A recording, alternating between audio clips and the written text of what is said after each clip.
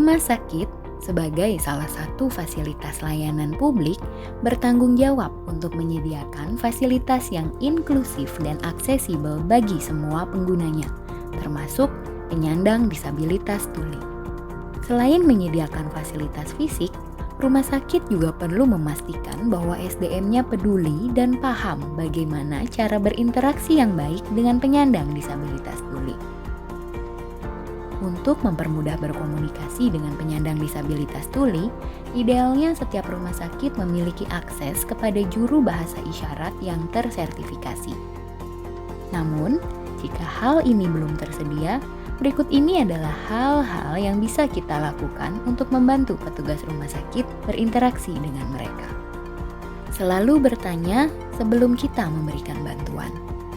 Seorang penyandang disabilitas dewasa mengharapkan dirinya dapat melakukan sesuatu secara mandiri. Jika lingkungan bersifat aksesibel, penyandang disabilitas biasanya dapat melakukan segala sesuatu dengan baik. Penyandang disabilitas tuli sering mengandalkan petunjuk visual dalam berkomunikasi.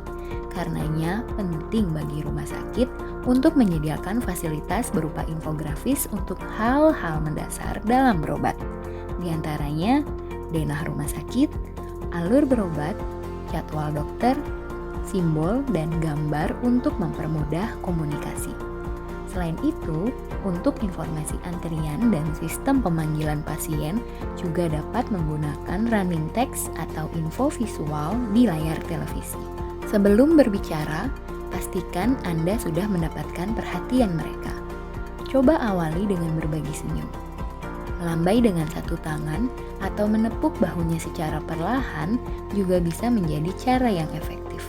Berbicaralah dengan saling menatap dan menjaga kontak mata. Jika ia membawa pendamping atau penerjemah, tetaplah menatap wajah pasien saat Anda berbicara, bukan wajah penerjemah atau pendamping pasien.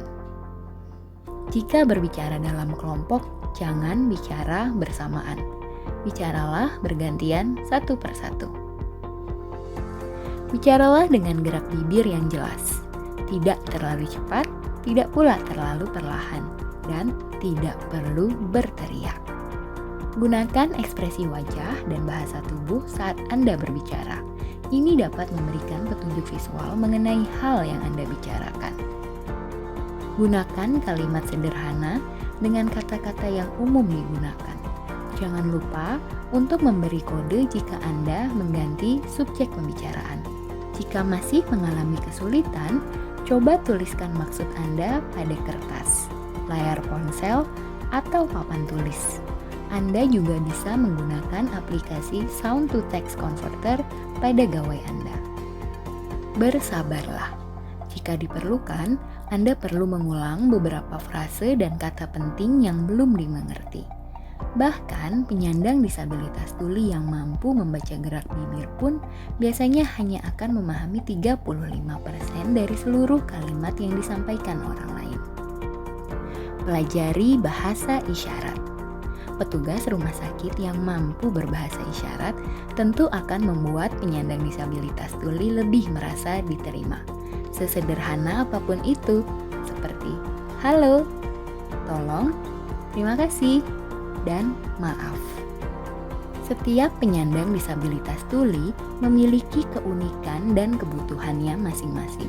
Kita harus menyiapkan sistem yang fleksibel dalam berinteraksi dengan mereka. Mewujudkan rumah sakit yang ramah disabilitas bukanlah hal yang mustahil. Mari ciptakan lingkungan ramah dan inklusif bagi penyandang disabilitas. Leave no one behind. Setara kita melangkah, bersama kita sejahtera.